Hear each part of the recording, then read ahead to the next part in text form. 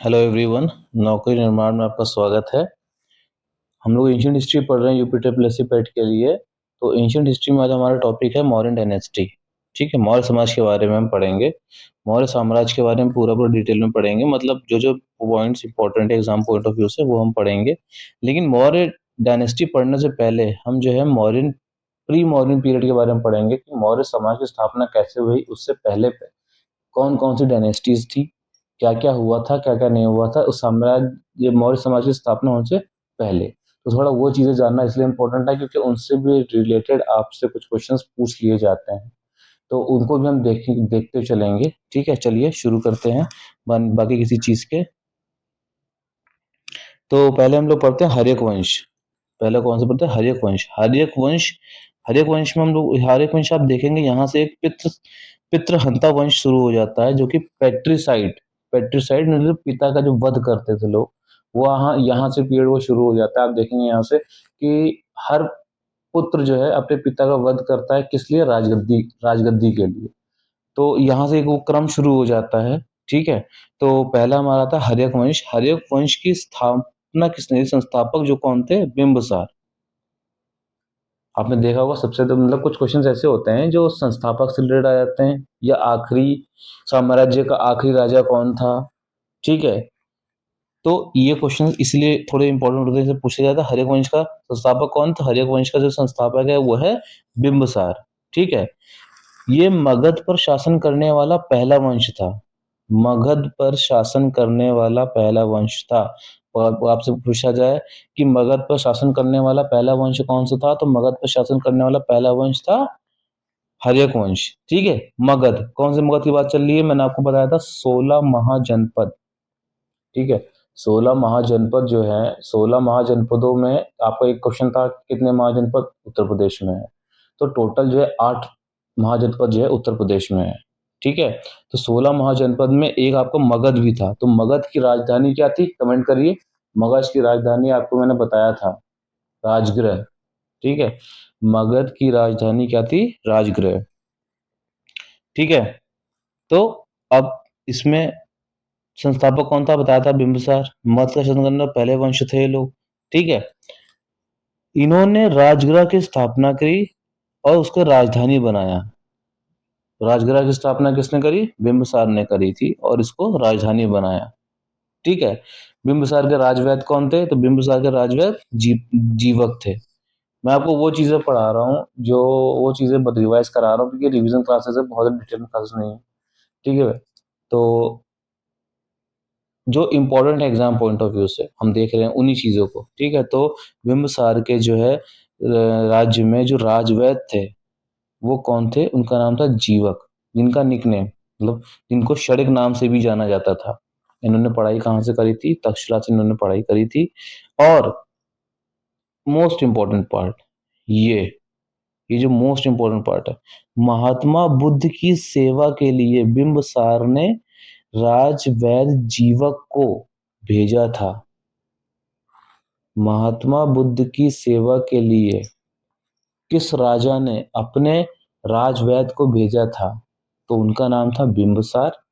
और कौन से राजवैद्य को भेजा था? जो कि जीवक था, जिसे क्षणिक भी कहा जाता था। ठीक है, अब जैसा कि मैंने आपको बताया कि ये पितृहंता वंश है, तो पेट्रिसाइड इसमें चलता है। तो इसकी जो है बिंबिसार की हत्या किसने करी? अजात शत्रु ने। ठीक, किसने हत्या करी? अजात शत्रु ने। अजात शत्रु अजात शत्रु ने क्या किया? काशी महाजनपद को मगध में मिला लिया। बताया था ना 16 महाजनपदों में काशी काशी महाजनपद को जो है किस मिला लिया? मगध में। मगध की राजधानी क्या थी? राजगिरा। काशी की वाराणसी। ठीक है, इसे कुड़िक नाम से भी जाना जाता था। कुड़िक नाम से किसे जाना जाता था? अजात शत्रु को जाना जाता था। ठीक है, इसने वैशाली पे विजय प्राप्त करी। और पहली बौद्ध संगति, मैंने आपको बताया था, पहली जो है बौद्ध संगति जो हुई थी वो जो है अजात शत्रु के काल में हुई थी।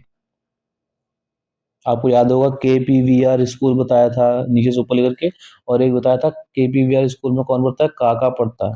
तो काका पड़ता है। ए से अजात शत्रु में ना होता था। पहली बौद्ध जो संगति हुई थी वो अजात शत्रु में उसमें हुई थी। तो KPVR कहाँ हुई थी? राजगृह में हुई थी। रिवाइज करिएगा उस चीज को, मैं आपको बता चुका हूँ ये चीज बहुत, जब हम लोग बौद्धिज्म के बारे में पढ़ा था तो उसमें बताया था मैंने आपको। ठीक है। फिर अब भाई अजात शत्रु के पिता की, अजात शत्रु की भी हत्या हुई। किसने करी? उदयन ने करी। अपने पिता अजातशत्रु की हत्या कर उदयन राजगद्दी पर बैठा। ठीक है। इसने पाटलिग्राम की स्थापना करी और ये एक जैन धर्म का अनुयायी था। ठीक है। कौन था? जैन धर्म का अनुयायी था। कौन था? उदयन। ठीक है। हर्यक वंश का आखिरी शासक नागदशक था। हर्यक वंश हम लोग पढ़ रहे थे। हर्यक वंश का आखिरी शासक, पहला शासक कौन था? बिंबिसार था। आखिरी शासक कौन था? नागदशक था। ये क्वेश्चंस पूछे जाते हैं सीधे सीधे वन वर्ड्स में कि हर्यक वंश की संस्थापना किसने करी थी? बिंबिसार ने करी थी। हर्यक वंश का आखिरी शासक कौन था? नागदशक था, जिसको किसने मारा था? शिशुनाग ने। ठीक है। और शिशुनाग ही शिशुनाग वंश के संस्थापक हैं। शिशुनाग ही शिशुनाग वंश के स्थापक हैं। राजधानी पाटलिपुत्र से हटाकर वैशाली में स्थापित करी इन्होंने। पाटलिपुत्र से हटा करके कहाँ का स्थापित करी? वैशाली में स्थापित करी इन्होंने। शिशुनाग का उत्तराधिकारी कालाशोक। ठीक है। शिशुनाग का उत्तराधिकारी कौन बना? कालाशोक बना, जिसने राजधानी पाटलिपुत्र वापस ले गया। ठीक है। और कालाशोक के रूप में ही के समय ही क्या नाम है, दूसरी बौद्ध संगति हुई। पहली बौद्ध संगति ये लिखा है मैंने, मैं ऑलरेडी आपको ये चीज पहले चैप्टर में करा चुका हूँ बौद्धिज्म वाले में, लेकिन फिर भी मैं लिख रखा ताकि वो साथ में रिवीजन हो जाए। पहली बौद्ध संगति कहाँ हुई? 21 किसके काल में हुई थी? अजातशत्रु के काल में हुई थी। राजगिरा में हुई थी। ठीक है। फिर दूसरी कालाशोक KPVR याद करिए। वी से क्या था? वैशाली, तो वैशाली में है। दूसरी बौद्ध संगति हुई काका, KAKA। तो ए से स्टार्टिंग में क्या हो गया था आपका? अजातशत्रु, फिर आया के, तो कालाशोक हो गया। ठीक है। अब शिशुनाग वंश के आखिरी राजा कौन थे? नंदीवर्धन। ठीक है। शिशुनाग के आखिरी राजा कौन थे? नंदीवर्धन। शिशुनाग के अंतिम राजा कौन थे? नंदीवर्धन थे। चलिए आगे चलते हैं।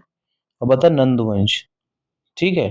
नंदवंश, नंदवंश के संस्थापक कौन थे? महापद्मनंद थे। नंदवंश के संस्थापक कौन थे? महापद्मनंद थे। इनके बारे में कहा जाता है सबसे शक्तिशाली शासक थे ये। सबसे शक्तिशाली शासक थे ये। ठीक है। इनके 3 नाम है। अग्रसेन, अनगिनत सेना के स्वामी, जिनका मीनिंग है उग्रसेन, अधिक गुस्से वाला, सर्वसंत्रात्मक, सभी क्षत्रियों का नाश करने वाला। ठीक है। कलिंग पर सबसे पहले विजय महापद्मनंद ने की थी। कलिंग पर सबसे पहले विजय किसने प्राप्त करी? महापद्मनंद ने। ठीक है। पाणिनि इन्हीं के दरबार में रहते थे। पाणिनि जो है इन्हीं के दरबार में रहते थे। पाणिनि पाणिनि पाणिनि ने जो है विश्व प्रसिद्ध रचना लिखी है जिसका नाम है अष्टाध्यायी। याद रखिएगा, उन्हीं की बात हो रही है। पाणिनि ने क्या लिखा है? अष्टाध्यायी लिखी है, और वो जो है महापद्मनंद के दरबार में ही रहते थे। ठीक है। फिर आता है धनानंद। ये सबसे धनी एवं शक्तिशाली शासक थे।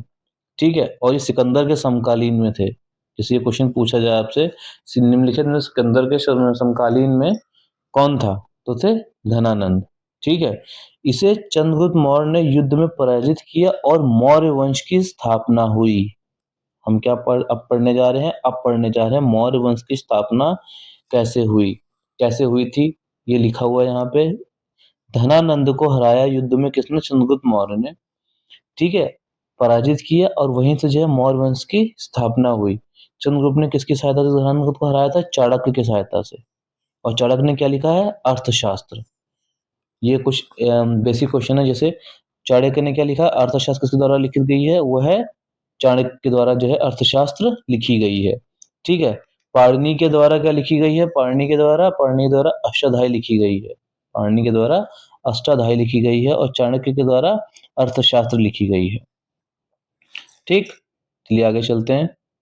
अब आपका आता है मौर्य वंश, यहाँ से आपका शुरू होता है। ठीक है, अब हम पढ़ रहे हैं यहाँ से मौर्य वंश। तो मौर्य वंश की स्थापना अभी जैसे मैंने आपको बताया चंद्रगुप्त मौर्य ने करी, धनानंद को हरा करके। तो चंद्रगुप्त मौर्य क्या थे? चंद्रगुप्त जो मौर्य थे ये आपके जैन धर्म के अनुयायी थे। ठीक है, 305 बीसी में, ठीक है, 305 ईसा पूर्व बीसी में सेल्यूकस निकेटर को हराया इन्होंने। ठीक है, किसको हटाया? सेल्यूकस निकेटर को। और कनोलिया से शादी चंद्रगुप्त से, और सेल्यूकस निकेटर ने जो कनोलिया से शादी करा दी चंद्रगुप्त की। ठीक है, और काबुल, कंधार, हेरात, मकरान चंद्रगुप्त को दिए। ठीक है, चंद्रगुप्त मौर्य ने किस गुरु से यह दीक्षा ली? वो थे भद्रबाहु। याद करो मैंने आपको कहा था जैनिज्म में, जैन दो पार्ट में डिवाइडेड है। ठीक है, एक का संस्थापक भद्रबाहु थे, बताया था। तो उन्हीं से जो है इन्होंने चंद्रगुप्त मौर्य ने जो है शिक्षा ली। किससे ली थी? भद्रबाहु से जो है इन्होंने दीक्षा ली थी। ठीक है, भद्रबाहु, भद्रबाहु कौन? वही जिन्होंने दिगंबर की स्थापना करी थी। भाई बताया था ना जैन धर्म दो पार्ट में डिवाइडेड है, श्वेतांबर और दिगंबर। श्वेतांबर कौन थे? जो सफेद वस्त्र धारण करते थे, जिसके जो शिष्य थे किसके? स्थूलभद्र के। ठीक है, और भद्रबाहु ने दिगंबर की, जो नग्न रहते थे।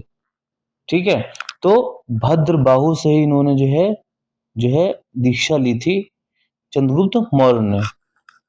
ठीक है, मेगास्थनीज सेल्यूकस निकेटर का राजदूत था और चंद्रगुप्त के दरबार में रहता था। मेगास्थनीज के कहाँ रहता था? मेगास्थनीज जो है चंद्रगुप्त के दरबार में ही रहता था, और ये सेल्यूकस निकेटर का जो है राजदूत था। और मेगास्थनीज ने ही जो है पढ़ा हुआ आपने, एक फेमस बुक है इंडिका, किसने लिखी है? मेगास्थनीज ने लिखी है। ये कुछ ऐसे पॉइंट्स हैं जो मैंने यहाँ नोट डाउन नहीं किए, मतलब इनको लिखते जाइएगा। इसीलिए खाली पीडीएफ इंपॉर्टेंट नहीं होती है ना, लेक्चर लेना भी इंपॉर्टेंट होता है। कुछ चीजें ऐसी होती हैं जो आपको वर्बली ऐसी पढ़ा दी जाती हैं। तो मेगास्थनीज ने कौन सी बुक लिखी है? इंडिका लिखी है। इंपॉर्टेंट किताब है ये, क्वेश्चन में पूछे जाती है कि इंडिका के लेखक कौन है? मेगास्थनीज हैं। और मेगास्थनीज वैसे कौन थे? ये सेल्यूकस निकेटर के राजदूत थे, जो कि चंद्रगुप्त के दरबार में रहते थे। ठीक है, यूनानी इतिहास का जस्टिन ने चंद्रगुप्त मौर्य को सेंड्रोट्स और एंड्रोकोटस कहा है। क्या कहा है? सेंड्रोट्स और एंड्रोकोटस कहा है। ठीक है, इसके काल में, चंद्रगुप्त मौर्य के काल में जो है 12 वर्ष का अकाल मगध पे पड़ा। मगध, मैं बार बार बता रहा हूँ, मगध में पड़ा था। ठीक है, मगध क्या था? मगध कैपिटल क्या? 16 महाजनपदों में से एक था, जिसकी कैपिटल राजगिरा थी। ठीक है, इनमें जो है 12 वर्षों का अकाल पड़ा। फिर श्रवण बेलगोला कर्नाटक जाकर इन्होंने सल्लेखना विधि से जो है अपने प्राण त्याग दिए। श्रवण बेलगोला जाकर सल्लेखना विधि से अपने प्राण त्याग दिए चंद्रगुप्त मौर्य ने। ठीक है, फिर चंद्रगुप्त मौर्य के बाद उनका उत्तराधिकारी कौन हुआ? बिंदुसार। बिंदुसार के पिता, भाई सही बात, जाहिर सी बात है चंद्रगुप्त मौर्य हैं। ठीक है, इसने जो है अमित्र घात यानी शत्रु विनाशक नाम से जाना जाता था। किस नाम से? अमित्र घात। ठीक है, और ये आजीविक धर्म को मानते थे। किसको मानते थे? आजीविक धर्म को मानते थे। ठीक है, बिंदुसार। अब आगे आते हैं हम लोग, इंपॉर्टेंट पार्ट है मौर्य डायनेस्टी का, द ग्रेट अशोक। अशोक महान के बारे में हम लोग जानते हैं। ठीक है, यहां से क्वेश्चन आएंगे आपके। मौर्य काल का मतलब लोग अशोक से ही जानते हैं, क्वेश्चन आएंगे। ठीक है, तो अशोक की माता जी का क्या नाम था? अशोक की माता जी का नाम था सुभद्रांगी। शुभद्रांगी नाम था इनका। ठीक है, माता का नाम क्या था? शुभद्रांगी नाम था। पिता का नाम बिंदुसार। ठीक है, माता जी का नाम शुभद्रांगी नाम था और पिताजी का नाम बिंदुसार। 269 ईसा पूर्व में मगध की राजगद्दी पर बैठा। ठीक है, और भाई इसको नोट कर लो। ये जो क्वेश्चन है ये कई बार पूछा गया है, बहुत बार पूछा गया है, बहुत ज्यादा बार पूछा गया है क्वेश्चन। मतलब ये फेमस क्वेश्चन है कि जब अशोक जो है राजगद्दी पे बैठा था उस समय जो है अशोक कहाँ का जो है राजपाल था? तो अशोक उस समय अवंती का राज्यपाल था। उज्जैन को कहा जाता है। अवंती का राज्यपाल था। अशोक राजगद्दी पे बैठने का समय कहाँ का राज्यपाल था? तो अशोक राजगद्दी पे बैठने के पहले समय जो है अवंती का राज्यपाल था।